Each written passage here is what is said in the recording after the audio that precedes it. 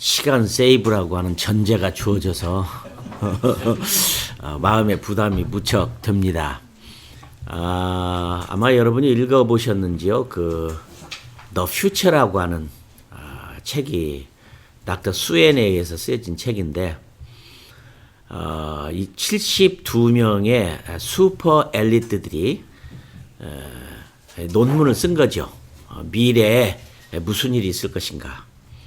참 그 책을 참 제가 수없이 읽었습니다. 굉장히 전문서적임에도 불구하고 제가 모르는 게 너무 많았지만 좀 미래에 대한 또 현재에 대한 것을 내가 바로 깨닫기 위해서 제가 수없이 읽었는데, 그 72명의 최고의 미래학자들이라고 볼 수 있겠죠. 슈퍼 엘리트. 그 중에는 뭐 대부분이 우리가 아는 분들도 많이 들어가 있고 모르는 분들도 엄청 많이 들어가 있는데, 놀라운 사실은 그 서평에 보면은 미래는 희망이 있다는 의미로 수엔이 글을 써요. 근데 72명을 읽어보면 미래는 희망이 없다는 걸로 끝납니다. 참 내가 너무 놀랐어요. 미래는 희망이 없다. 참 희망이 없다는 게 바른 표현이라고 저는 생각이 들어요. 왜냐하면 지극히 성경적이니까. 그렇죠? 성경을 그대로 얘기하고 있는 것이라는 생각이 들고, 또 이 전 세계에 움직여지고 있는 정치, 경제, 사회, 문화, 교육 모든 생활 전반에 관한 최고의 학자들이 이제 72명이 이제 그에 대한 것을 썼어요. 전반적인 모든 부분에. 그 중에는 이제 천체 물리학자도 있고, 식품 전문 학자도 있고, 아주 다양하게 모든 부분을 총망라해서 했는데, 결국은 보면은 이런 얘기예요. 우리가 살고 있는 세대가 지금 현대를 얘기하고 있지만 현대에 살고 있지 않는 사람이 많습니다.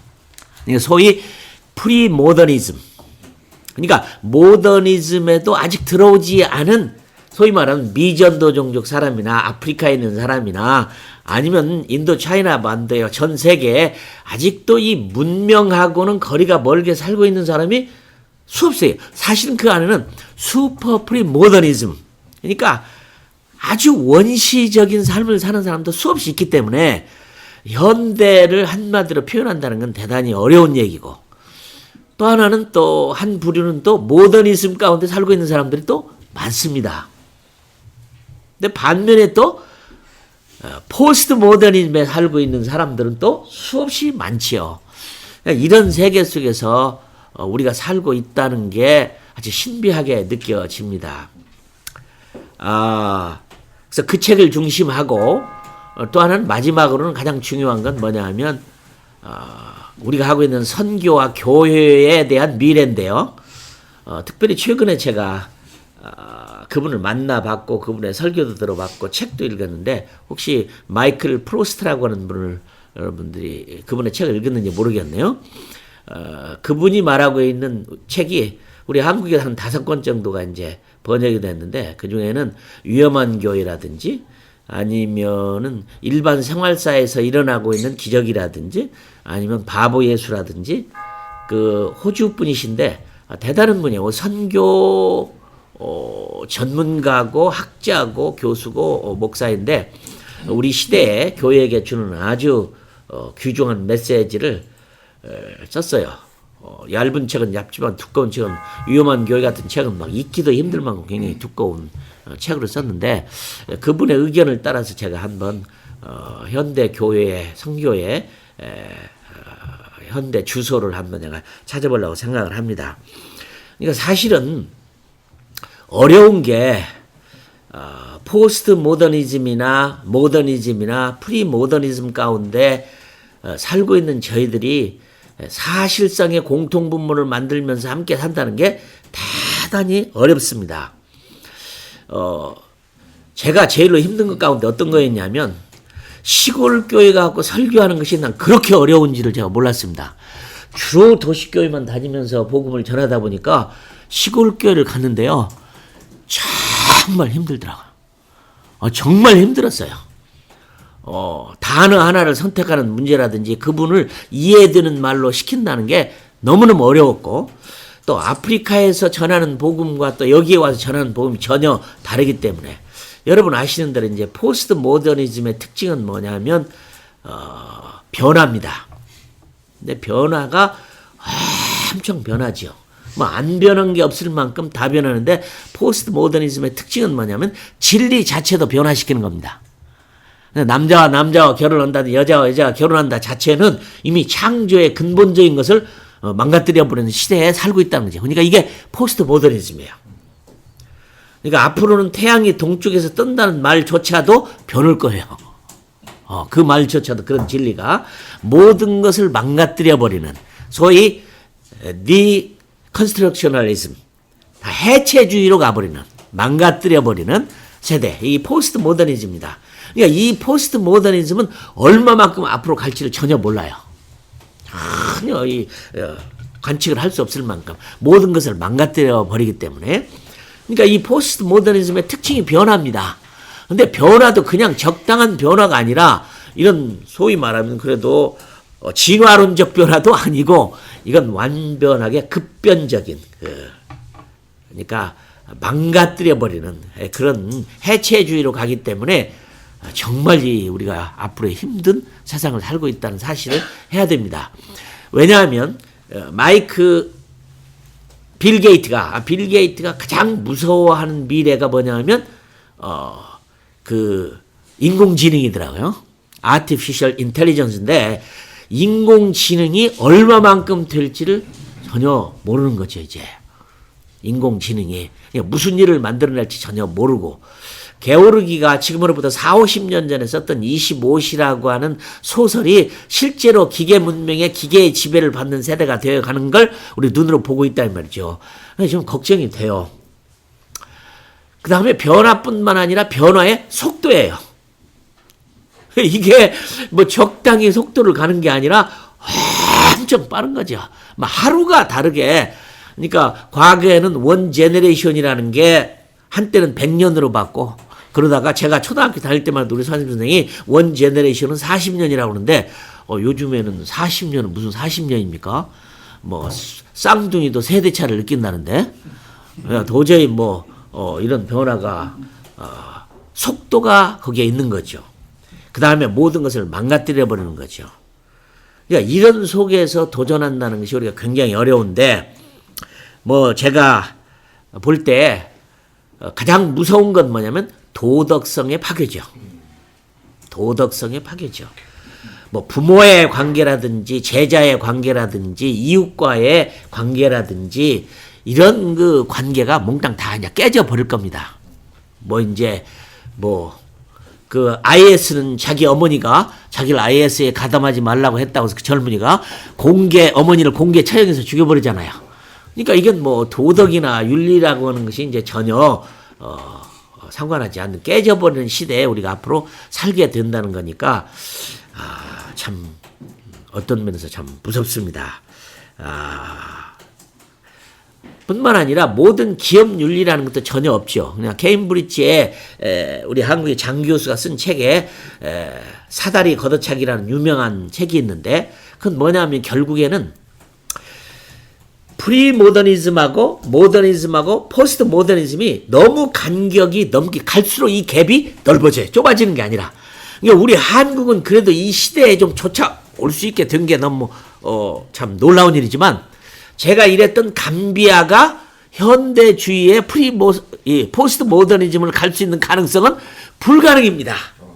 그러니까 지금 감비아가 혹시 앞으로 20년 후에 라디오를 하나 만든다.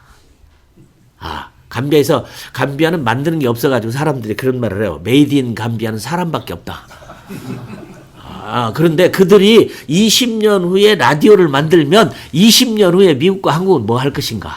그러니까 이 갭이라는 건 좁혀져 가는 게 아니라 참 떨어져 가는 거죠. 그러니까 모더니즘하고 포스트 모더니즘은 갈수록 간격이 넓어지는 것이 좁아지는 게 아니라는 거죠. 가능성이 전혀 없죠. 그 다음에 무서운 것은 또 지식재산권이라고 하는 것이 갈수록 기간을 늘려가죠, 이렇게. 그러나 온 세계가 공존하기 위해서는 지식재산권이라는 걸 포기해야 된다고 지식인들은 말을 하고 있지만 누가 포기를 하겠습니까? 그 중에 하나가 미국이 에이즈 약을 개발을 해서 엄청 비싼 가격으로 팔아먹었죠. 그러니까 아프리카 사람은 제가 있던 감비아는 말라리아 약이 1불이 안 됐어요. 한 90센트 정도밖에 안 됐어요. 그럼 열알을 사면 열알을 가지면 생명을 건지거든요. 그런데 그 1불이 없어서 죽은 사람이 뭐 수백만의 사람이 죽은 거죠. 말라리아 약을 못 사서. 그런데 에이즈, 여러분 아시는데 아프리카의 한 나라는 6명 중에 하나가 에이즈 환자예요. 근데 그 약을 먹을 수가 없어요. 살 능력이 없어요. 그 중에 하나가 태국이었던 거 여러분 아시죠? 태국은 뭐 에이즈 환자가 막 수십만 명의 에이즈 환자가 있는데 그 약을 그 수십만의 사람에게 공급을 하면 태국은 망해버리는 거예요. 할 수가 없어요. 그래서 태국 정부가 어떤 것을 했냐면 나 우리 무시하고 우리 카피하겠다. 그래서 태국이 약을 만들어버렸습니다. 국가가 만들어버렸어요. 나 고소를 하든지 뭐 해라. 우리 태국이 살 수 있는 유일한 방법이 이거다. 그리고 국가에서 그냥 만들어가지고 그냥 공급을 해서 무상으로 공급해서 사람을 살리고 있어요. 이럴 수밖에 없는. 그러니까 이런 소위 말하면 지식 재산권을 포기해야 되는데 절대로 포기를 하지 않죠. 그러니까 이 포스트 모더니즘이라는 건 아까 말한 대로 변화나 속도나 해체주의나 이 모든 것이 완전히 세상을 망가뜨려 버릴 것입니다. 이것이 현대입니다. 도덕성도 이미 다 깨져 버렸고 뭐 일본의 재무장이나 북한의 무슨 뭐 핵이나 이런 것들은 뭐 이 자연적 동향으로도 보면은 여러분 아시는 한마디만 들어가면 그 사람 누구죠? 그 루케믹 병에 걸려서 금방 이름을 잊어버렸는데 영국의 그 케임브리지의 석좌 교수이고 루케믹 병에 걸려서 이렇게 휠체어에 타고 가는 스티븐스 호킹. 스티븐스 호킹이 아주 재밌는 얘기를 했습니다. 그 사람이 천체 물리학자고 최고의 석학이라고죠. 그분이 제 기억으로 오래전에는 지구를 떠나라. 지구는 자연적으로 망한다. 그래서 200년 안에 우주를 개발하라. 근데 어느 날 신문을 봤더니 100년으로 줄었더라고요.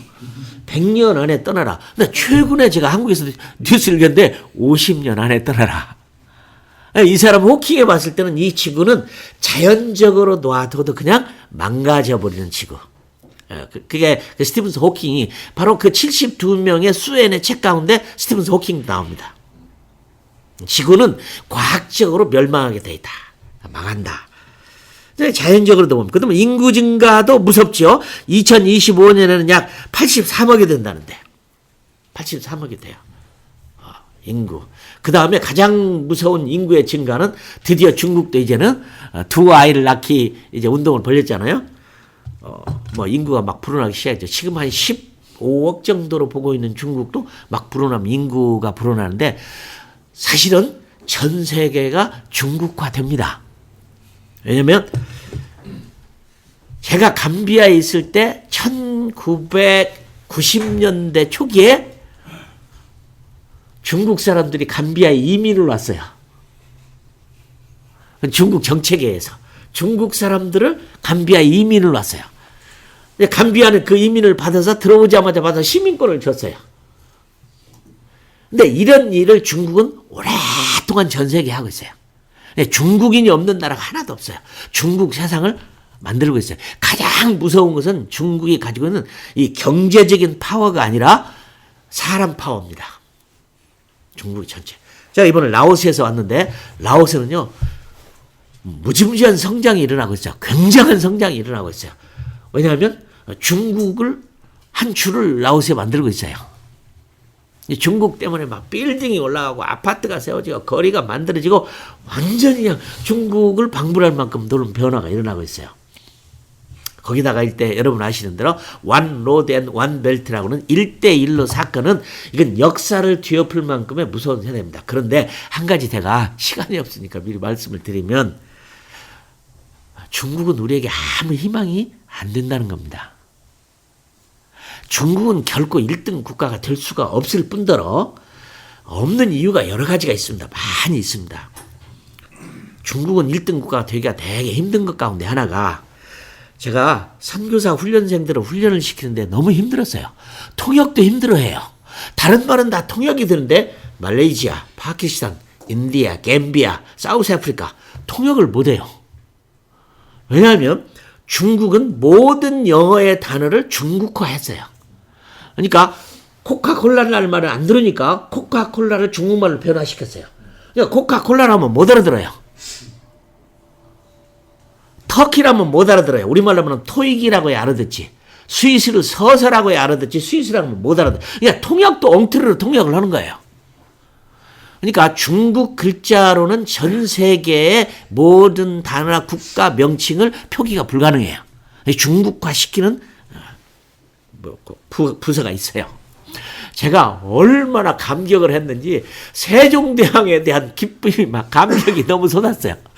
야, 우리 한국에 세종대왕이 있는 게 이렇게 감사하다. 그래서 제가 중국 강의를 하고 나와서 답답한 마음에 한글책을 샀어요. 한국에 와서. 너무 멋진 한글. 그래서 읽어보니까 전 세계 링귀스트들이 언어학자들이 한글을 만든 것에 대해서 이건 세계적으로 축하해야 할 일이라는 거죠. 너무 기가 막힌 이 한글을 말이죠. 너무너무 아름다운 한글이에요. 그 중국 사람들은 그걸 몰라요.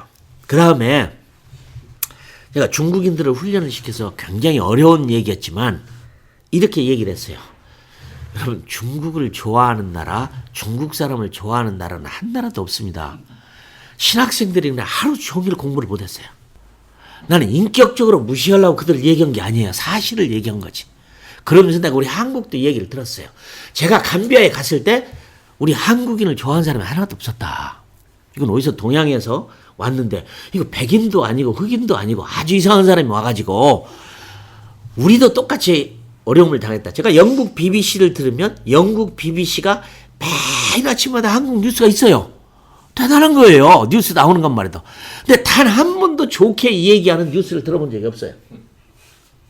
내가 우리나라를 얘기하고 내가 그들에게 중국을 얘기했어요. 근데 신학생들은 그날 하루 종일 공부를 못해요. 무슨 얘기냐. 우리 중국이 전 세계에 이렇게 많이 도와주고 스테디움을 지어주고 왕궁을 세워주고 학교를 세워주고 길을 닦아주고 이렇게 귀한 일을 해서 어디를 가든지 대환영을 받을 걸로 알고 있는데 뉴스만 들어서 막 굉장한 걸로 알고 있는데 제 얘기를 들은 다음에 모든 강사들한테 묻는 거예요. 저 말이 사실이냐? 저 말이 사실이냐? 왜 이재원 성도가 이런 말을 했냐? 난 진실을 말해준 거예요. 진실을 말해준 거예요. 근데 1대1로 사건은 어쨌든 중국이 최고의 공룡의 국가가 되는 것만큼은 사실입니다. 사실이에요. 이 문제를 어떻게 해결해야 될지 전 세계가 참 거기다 중국까지 겹쳐서 여러분 아시는 대로 저는 처음부터 안 믿었습니다만은 우리나라가 중국과의 외교가 잘 되는 상황에서 중국이 좀 북한 통일을 좀 도와주지 않을 것인가라는 기대를 수없이 했지만 그것은 전혀 기대하지 0.0%도 없는 얘기입니다. 가능성이 전혀 없는 얘기입니다. 가능성이 전혀 없어요. 중국은 절대로 변하지 않았다고 그래요. 중국 목사님들이 말을 해요. 중국은 절대로 변하지 않았습니다. 겉으로만 변했습니다. 속은 절대로 변하지 않았습니다. 근데 중국은 절대로 변할 수가 없습니다. 민주주의가 될 수 있는 가능성이 있느냐? 없는 거죠. 없는 거죠. 남중국의 사건이라든지 여러분 우리나라 북한과의 사건이라도 보시면 아유 전혀 희망이 없는 것입니다. 근데 놀랍게도 The Future라고 하는 책을 편집한 사람이 중국 사람입니다. 닥터 수엔이에요. 이런 의미에서 자연적인 동향도 본다 하면은 인구의 증가라든지 또 세계 속의 이런 동향을 보면 정말 우리는 희망적인 것이 보이지 않습니다.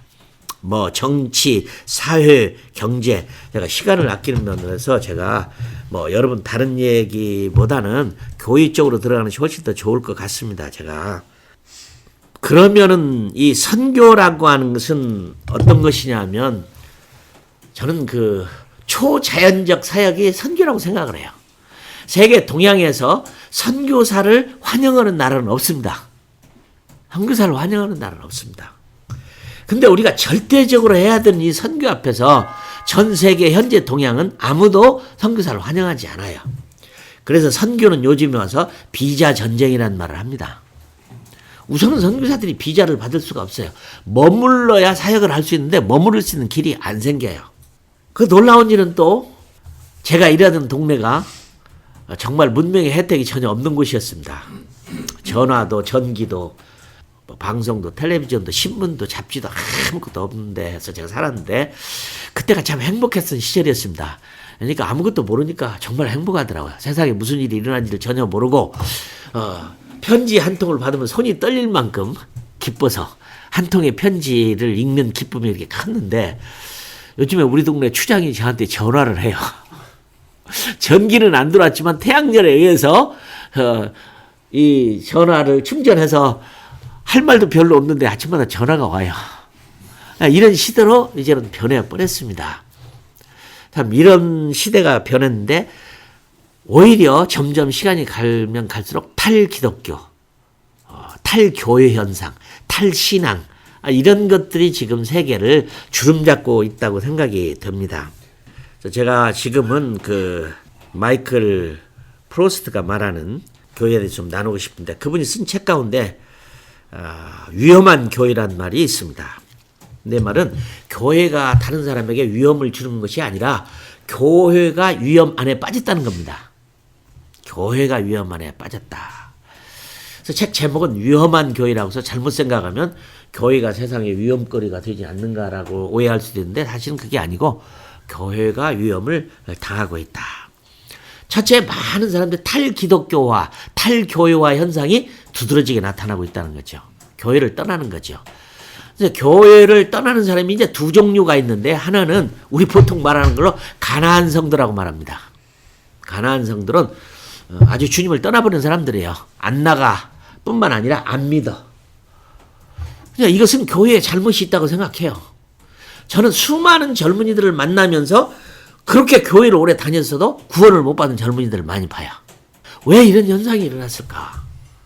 내가 어떤 모임에서 젊은이 모임에서 내가 이런 질문을 했어요. 이게 조크가 아니에요. 요나 이 얘기를 하면서 이 요나가 니누에를 가라는 하는 명령을 거역하고 배를 타고 도망가는데 결국 제비를 뽑아서 누군가가 범죄를 했기 때문에 아침에 없었던 일기예보에 이런 폭풍이 왔다. 누가 범죄한 사람이 있다. 찾자해서 찾았는데 요나였다. 그래서 요나를 들어서 바다에 던졌는데 그 결과가 어떻게 됐을까요? 물었더니 한 여학생이 대답을 딱 하는데 그냥 죽었겠지요. 교회를 다니는 학생이에요. 야, 교회를 그렇게 다녔는데 요나 얘기를 못 들어본 건지. 뭐 과거에 이런 우스운 얘기가 있었죠. 어느 부흥 강사가 교회를 와서 그 교회 주일 학생한테 물어봤어요. 얘야, 여리우성은 누가 무너뜨렸느냐? 제가 안 그랬는데요? 담임선생님을 불러서 이럴 수가 있습니까? 하니까 제가 봐도 걔는 그럴 아이가 아닌데요? 그 교회 장로님을 불러서 장로님, 이 말이 됩니까? 이런 교회에 이런 일이 있다니 하니까 그거 어떻게 돈으로 해결이 안 될까요? 나는 그 얘기를 들었지만 내가 실제로 모아는 학생들 가운데에서 그 얘기를 들었을 때 내가 여름이면요 한 달 동안 썸머 미션 스쿨이라는 걸 해요. 이게 프랑스에서도 했고 한국에서도 했고 또 막 미국 전역에서도 하고 한국에서도 한 달 동안을 합니다. 2세들을 우리말을 잘 모르는 2세들을 하는데 이들이 교회에서 구원을 못 받았어요. 그 중에는 죄송하지만 목사님 아들도 있고 한국에서 아들도 있는데 그리고 한 달을 끝나고 났는데 이들이 돌아가기 전에 복음을 깨닫고 나니까 다른 사람이 돼버리는 거예요. 나 세례 안 받는데 세례 받고 갔으면 좋겠다. 교회 가서 받아라. 아니, 난 가기 전에 여기서 받아야 되겠습니다. 그래서 아울리치를 인도를 갔는데 인도에 가가지고 인도에서 세례를 받았어요. 인도에 가서 세례를 받았어요. 그러니까 가나안 교인이라는 게 있다는 거죠. 근데 저는 이 마이클 프로스트는 교회가 준비되지 않은 것에 거의 99%를 맞춰요.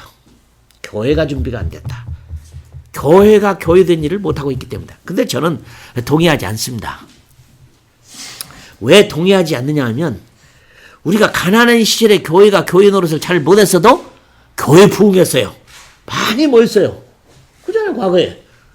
물론 교회가 그 시대에 따라가지 못한 것이 있기는 하지만 나는 교회도 물론 그런 책임이 있지만 세상의 책임이 더 커요.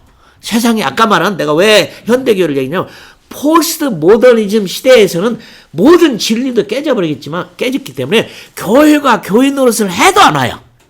물론 부흥하는 교회들이 있긴 있습니다.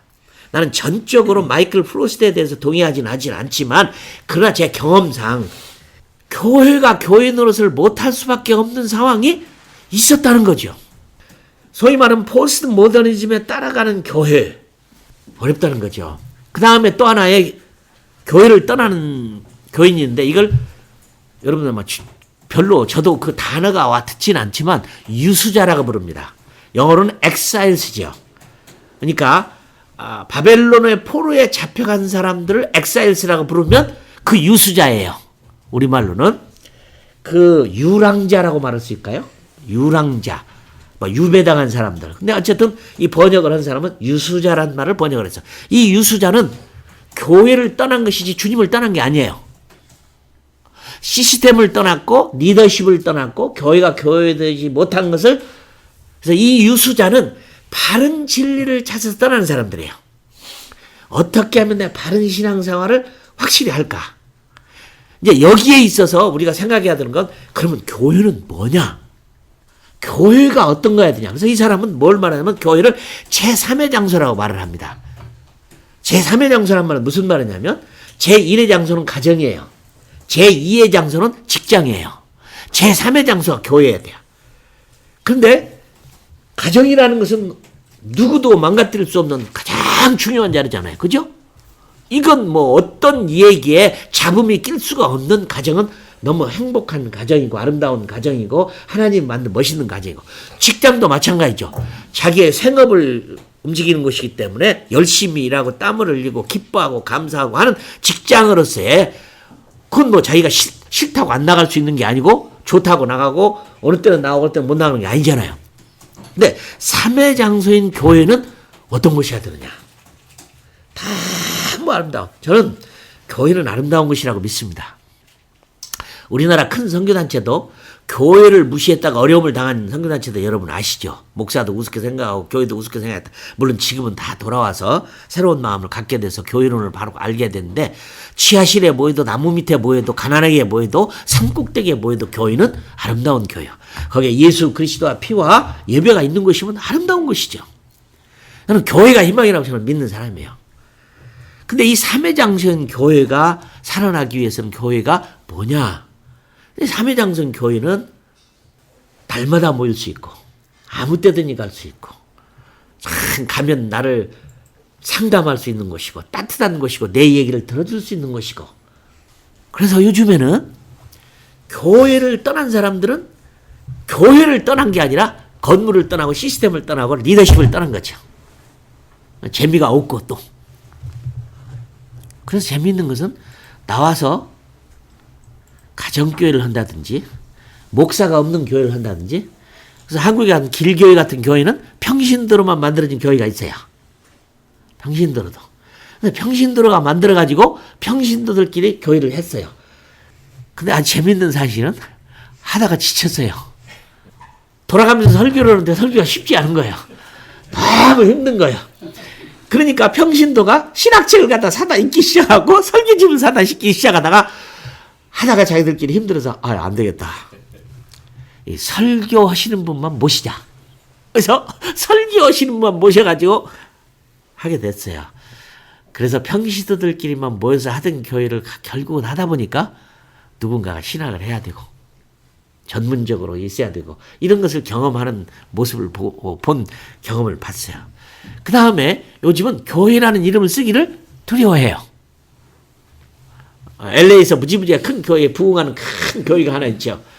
아시는데 여러분, 리얼리티 LA라는 교회 이름이 아니에요. 그냥 리얼리티 LA예요. LA의 실존이에요. 실제고 많이 모여요. 굉장히 복음적이에요. 심지어 이들은 굉장히 깜깜한 데서 예배를 드려요. 그래서 찬양 인도자의 얼굴도 못 봐요. 우리가 하나님 찬양하는데 하는 자의 얼굴을 봐야 할 필요가 뭐가 있냐. 하나님만 구하는 그런 벤치메이킹을 하는 교회가 또 있어야지. 사람 보지 않냐고? 성찬식은 매주일에 있고 이런 특징적인 거. 또 재미있는 일은 한국에 EM 교회가 수없이 많이 생겼어요. 한국말 못하는 이 EM들이 한국에 가가지고 한국인이라는 자긍심이 생기면서 야 여기서 교회하자. 그래서 엄청나게 많이 영어로 예배를 드린 EM 교회가 한국 EM 리더들에 의해서 뉴 필리 처치 같은 굉장히 뜨겁고 많이 보이고 열정적이고 뭐 호주에도 개척을 하고 어디에도 개척을 하는 이런 이상한 교회가, 그죠? 이상하다는 것이 이상하죠, 그죠? 이런 교회가 생겼어요. 근데 이 착한 말을 해요. 마이클은 예수님도 유수자다. 유수자들이 구원받을 수 있다. 심각한 문제입니다. 교회가 점점 맥을 잃어가고 힘이 없어지기 시작하면 우리 선교는 당연히 안 되는 거죠. 당연히 안 되는 거죠. 그러니까 가난한 그리스도인의 책임은 교회가 있는 거예요. 어쨌든 교회에 들어온 한 사람이라도 유수자가 되더라도 복음을 전해서 예수님을 영접하고 알고 해야 되는데 큰 문제죠. 이 교회의 이름을 보면 또 요즘에 우스워요. 어떤 한국의 교회는 주보에 설교라는 말을 안 써요. 안 써요, 그 단어를. 왜 그러냐면 요즘에 말을 누가 잔소리를 많이 하면 야 나한테 설교하지 마. 어제 설교의 가치가 그 밸류가 없어져 버렸어요. 그러니까 우리는 심각하게 왜 교회를 떠나는가를 어떤 책을 봤더니 33가지가 있더라고. 교회 떠나는 이유가 33가지가 있어요. 뭐 우스운 얘기도 있고 많이 있는데, 그런데 만일에 교회가 조직적인 교회가 됐다. 어떤 분이 하영주 목사님한테 이 질문을 했어요. 어떤 게 교회입니까? 그러니까 하영주 목사가 교회가 조직화되기 전까지가 교회입니다. 아까 우리 김 목사님 말한 걸 동의해요. 성령의 인도하심을 받는, 성령이 조직이고 말씀이 조직이고. 근데 우리 한국교회의 큰 문제점은 뭐냐 하면 아주 힘들어요. 우리 솔직한 표현인데요. 저희 컴은 목사냐 평신도냐를 구분하지 않는 선교단체죠. 근데 우리 평신도 선교사들이 너무 고난을 많이 당해요. 죄송하지만 목사님 선교사님들 그룹에서 받아들여 주질 않아요. 화킴의 목사님분도 있죠, 그죠? 화킴의 목사님들 분도 있어요. 내가 평신도로 나갔다 목사님 분 보면 내가 농담을 해요. 화킴에 되셨죠? 그러면 이 선교사 아닙니다.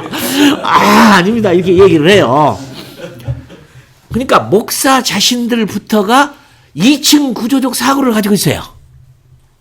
우리가 다 동일한 일코어 아닙니까? 사도 바울이 이미 로마서나 갈라디아에서 유대인이나 헬라인이나 모두가 다 하나님 앞에 이퀄이고 하나라는 것을 강조했음에도 불구하고 한국은 이 유교적인 이 클래스가 막고 있어요. 사실 이걸 못 깨고 있는 거예요. 인도의 카스트 제도가 무서운 게 아니라 한국의 유교의 카스트 제도가 더 무서워요. 평신도가 못 껴요. 우리 선교 지도자들을 평신도를 끼워놨으니까 목사끼리 못 껴요. 2층 구조적인 사고. 정말 동일한 건데. 이런 것들이 참 우리 교회를 떠나게 만드는 이유인데, 그 다음에 지도력. 교회 같지 않는 교회다. 모순으로부터 떠난다. 시스템이다. 기회가 없다. 뭐 여러 가지 33가지의 이유가 있더라고요. 그래서 이 마이클 프로스트는 하나의 것을 만들었는데 교회가 아닌데 교회예요. 근데 이름이 뭐냐면 Small Boat Big Sea. 작은 배, 큰 바다. 그리고 또 하나는 오늘날의 교회에 대해서 오늘 우리들이 들어야 될 일입니다. 가장 중요하게 얘기하는 게 뭐냐 하면 고난이라는 모험과 위험을 무릅쓰지 않는다는 거예요. 교회는 분명히 하나님이 교회 역사 가운데 하나님의 사람들을 보면 교회는 아주 무모하리만큼 놀랍게 모험을 감행했고 위험을 감행했어요. 고난을 기쁨으로 생각했고. 사실은 그런 의미에서 보면 저도 경험한 거지만 오늘날의 교회나 크리스찬들은, 미국에 있는 크리스찬들은 특별히 가장 무서운 우상이 뭐냐면 안전이라는 우상이에요. 안전이라는 우상이에요. 누구도 교회는 모험하지 않으려고 하고 누구도 교회는 위험을 무릅쓰려고 하진 않아요. 그냥 교회는 너무 소위 컴포트 존만을 찾아와서 안전지대만을 찾아오면서 안전하려고 하니까 안 되는 거죠. 또 하나 여기 장로님들 계시면 우리 선교 단체가 모였고 목사님들도 모였는데 그 말이 충격이었습니다. 우리 목회하시는 목사님들은 선교와 선교사가 무섭다, 두렵다. 나 이 말이 사실이라는 걸 제가 많이 확인해 가고 있어요. 그죠? 당연히 좋은 것인 것임에도 불구하고, 그죠? 힘들어요. 무서워요. 선교사가 하나 나타나서 우리 교회는 오는 것도 무섭고. 그리고 또 하나는, 그래도 목사님들은 목회라는 비전을 가지고 생을 포기하고 그 하나님의 사명의 그 길을 갔는데 대부분이 일을 하려고 하는데 안 되는 이유가 발목을 잡는 것이 장로님들이라는 거죠. 근데 이 말은 장로님들 중에서도 동의를 하시는 장로님이 많이 계시고 목사님 중에서도 동의하시는 분이 계시고 안 계시는 분도. 그러니까 그렇지 않게 목회하시는 목사님들도 많이 있어요. 근데 아닌 목사님도 많다면 어떻게 하면 이런 마이클 프로스트가 얘기했는데 교회의 본질은 이 위험과 모험을 하는 곳으로서 도전하고 해보는 교회로 어떻게 전환시킬 것인가. 이 포스트 모더니즘 시대에 지금 우리가 교회는 이제는 안전한 포구 항구로서의 교회가 아니라는 거지. 이제는 세상을 위해서 도전해서 나가기 위해서 몸으로 나가야 된대. 그 스위스의 정신의학자였던 분이 모험이라는 인생의 책을 썼어요. 사람이나 교회나 똑같은 DNA가 있는데 두 가지의 DNA가 하나는 안전하고 싶어하는 DNA가 있다는 거죠. 근데 또 동시에 모험하고 싶은 DNA가 있어요. 근데 성경에 나오는 모든 인물들은 다 모험하는 인물들이었기 때문에 그게 쓰임받았어요. 안전을 추구하는 사람은 아무것도 안 됐어요. 제가 우리 인터콥을 참 사랑합니다. 문제도 많이 있어서 교단에서 참 어려운 일을 당하기도 하지만 나는 사랑합니다.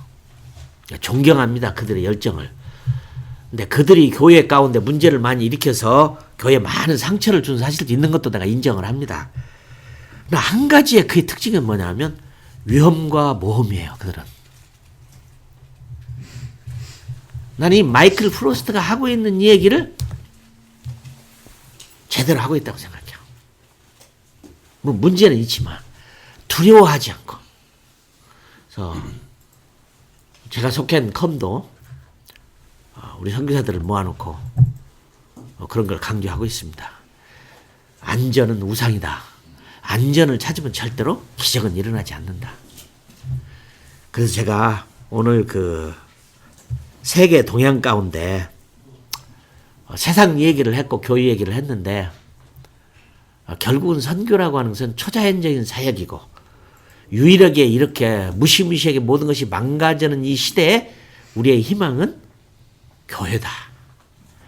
우리의 희망은 목사님이고 장로님이시다. 성도들이다. 내가 유엔과도 함께 일을 해봤는데 유엔은 희망이 아닙니다. NGO도 함께 일해봤는데 NGO도 희망이 아닙니다. 유일한 이 땅의 희망은 세상을 바꿀 수 있고 세상을 놀라게 할 수 있는 것. 또 하나 마이클 프로스트의 가장 놀라운 특징 중에 하나는 뭐냐면 교회는 세상을 놀라게 해야 된다는 거예요. 교회는 세상을 놀라게 해야 돼요. 지금 이 세상을 놀라게 할 수 있는 방법을 그분이 얘기하는데요. 아주 놀라운 얘기를 했어요. 캄보디아의 한 형제가 아주 고약하게 살았던 인생을 주먹과 마약과 그런 인생을 살았던 한 젊은이가 예수님을 만나서 한 빌리지를 건설하고 완전히 달라지게 만드는 놀라운 사건을 얘기를 쓰는데요. 대단하더라고. 대단해요. 근데 어느 날 이 시드니에서 시장이 전화가 왔어. 이분한테. 시드니의 한 곳이 마약과 이런 막 술집과 이런 것 때문에 다 망가져 버렸는데 내가 시장으로서 모든 일을 다 해봤는데 가능성이 없습니다. 혹시 목사님은 좋은 아이디어를 가지고 계신가요? 그러면 저는 많이 있습니다. 그렇게 대답을 했대요. 왜 그러냐면 당연히 교회라고 하는 것은 빛과 소금의 세상을 변화시켜야 할 의무가 있잖아요. 근데 전화기를 놓은 다음에 이제 고민이 생겼어. 내가 무슨 아이디어가 있는가? 보니까 아무것도 없어요. 그래서 목사들을 다 모아놓고 무슨 아이디어가 없냐? 근데 아무 아이디어가 없어요. 목사님들이 교인 전체를 모아놓고 얘기인데도 아이디어가 없어요. 근데 한 아이디어를 영국의 한 단체로부터 얻어요. 그건 뭐냐면 한 성도들이 모여가지고 그룹을 만들었는데 그 그룹이 뭐냐면 거리의 목사들, 스트리트 파스터스라고 하는 거리의 목사라는 옷을 입고 유니폼을 입고 그 도시에 밤 12시부터 술집 모든 집을 다 찾아다니면서 도와주고 길을 안내해주고 집으로 보내주고 이 얘기를 들어주고 하는 일을 하면서 범죄가 무지하게 줄어들어 버렸어요. 이 아이디어를 얻은 다음에 우리도 한번 해보자. 근데 제일 반대하는 사람이 누구냐? 목사님들이야. 새벽기도 해야 되고 뭐 해야 되고 뭐 해야 되고 안 됩니다. 근데 성도들 중에 100명이 우리가 해보겠습니다. 둘씩 짝을 재가지고 시작을 했어요. 놀라운 일이 벌어졌어요. 스트리트 파스터들이 목사가 아닌 성도들이에요. 근데 그들이 고백이 너무 힘들어요. 그냥 일단 말라 죽겠어요. 가능성이 없습니다. 그런데 그들이 하는 말이 그러나 그쳐서는 안 되겠습니다. 기적이 있습니다. 역사가 일어납니다. 변화가 있습니다. 그래서 시드니를 변화시킨 한 사람의 시드니 여러분 아십니까? 시드니에서 올림픽 할 때 올림픽이 큰 저희가 카메라가 포커스 온을 했는데 그 유명한 그 하버 브리지를 쫙 비치는데 하버 브리지의 네온 사인으로 이터너티라고 하는 영어 단어가 쓰여진 것을 기억합니까? 올림픽 개막식에 축하했는데 그 하버 브리지의 이터너티를 탁 보여줬어요. 왜 그러냐면 그 사람은 잊어버렸는데 전쟁에 참여했던 한 사람이 돌아와서 인생이 망가져버렸어요. 술과 마약과 그런 걸 인생 도박으로 살았어요. 근데 어느 작은 교회에 들어갔다가 복음을 듣고 깨달은 다음에 영생을 얻었어. 그 다음부터 이 사람은 분필을 가지고 백목을 가지고 세상 어느 곳에 쓸 수 있는 자리만 있으면 이터너티란 말을 꼭 영어로 썼어요. 근데 그 이터너티가 사람들을 변화시켰어. 그렇지. 나는 죽음은 뭐냐? 이걸로 끝나느냐? 영생이 어디 있느냐? 그래서 오스트레일리아를 변화시켜서 한 사람의 분필로 쓴 이터너티가. 그래서 그게 하버브리지의 올림픽의 캐치프레이즈가 이터너티였어요. 크리스찬들은 세상을 놀라게 할 수 있다는 거예요. 교회는 세상을 놀라게 할 수 있다는 거예요. 제가 한 얘기만 하고 마치겠습니다. 제가 커미션을 맡으면서 왔더니 그쪽이 마약 지역이더라고요. 경찰들이 와갖고 수색하고 뒤지고 아파트를 뒤지고 막 총으로 하고 나는 권총 강도도 미국에 가서 처음으로 우리 센터에서 봤어요. 그 옆에서. 권총을 대낮에 들이대고 돈 뺐더라고. 나는 이게 도대체 어떻게 해야 되냐. 우리 집 앞에 007 가방이 하나 있어가지고 감히 손을 못 대고 내가 112에다 전화를 했어요. 야, 007 가방이 하나인데 주인이 누군지 모르는데 아무도 우리 문 앞에 있다. 절대 손대지 말라. 그러더니 갑자기 막 사이렌이 울리고 막 경찰차에다가 소방차에다가 몽땅 몰려오더니 막 뺑! 우리 센터를 막 줄을 쳐놓고 전부 나오라고 해가지고 아침부터 나와갖고 들어가지도 못하고 이제 있었어요. 그러더니 막 조사 점하고 마지막 이 폭파 전문가가 와갖고 007 가방을 가지고 와서 열었는데 아무것도 없어요. 내가 후회를 했어요. 다음부터 이런 거 신고 안 해야 되겠다. 하루 종일 일도 못하고 이런 고생을 많이 했구나. 그러나 미국이라는 게 너무 고마웠어요. 이런 거 하나도 이만한 일을 한 것에 대해서. 내가 어떻게 여기를 변화시키냐. 그냥 청소부터 하자. 아주 더러웠어요. 청소를 시작했어요. 앞집 뒷집 다 청소를 했어요. 내가 지금은 우리 식구들한테 더 넓히지 않았어요. 청소를 시작했어. 근데 청소를 시작하니까 앞집도 시작하더라고. 옆집도 시작하더라고. 그런데 얼마 있다가 시에서 오더니 우리 집 그라탄 거리 그만큼만 딱 많이도 아니에요. 거기만 아스팔트를 쫙 해주고 가는 거야. 지금도 이해할 수가 없어요. 왜 다른 데는 다 놔두고 우리 집 앞에만 아스팔트를 쫙 해주고 갔는지. 요즘에 저는 청소하는 일이 아주 기뻐요. 우리 식구들 참 이 사람들은 뭐 저 보는 앞에서도 막 버리고 막 그러는 걸 봐요. 고맙다. 그래도 청소를 깨끗해. 아마 우리 집 그 센터 앞이 LA에서 가장 깨끗한 도시가 아닌가 봐. 난 기뻐요. 난 적은 일이지만 우리 교회가 분명히 세상을 변화시킬 수 있다고 생각해요. 이 사람이 이런 말을 합니다. 그 교회가 왜 거기에 있느냐? Why the church is there? 이 질문을 해요. 교회가 왜 거기에 있느냐? 현대 동향과 교회의 동향, 우리의 나아갈 미래 똑같은 입장인데 한번 생각을 했습니다. 자, 우리 최찬영 선교사님이 여기 보니까 축사가 뭘 하시기로 했는데 해서 끝내주시면 좋겠네요. 거의 다 끝나셨어요? 네. 네.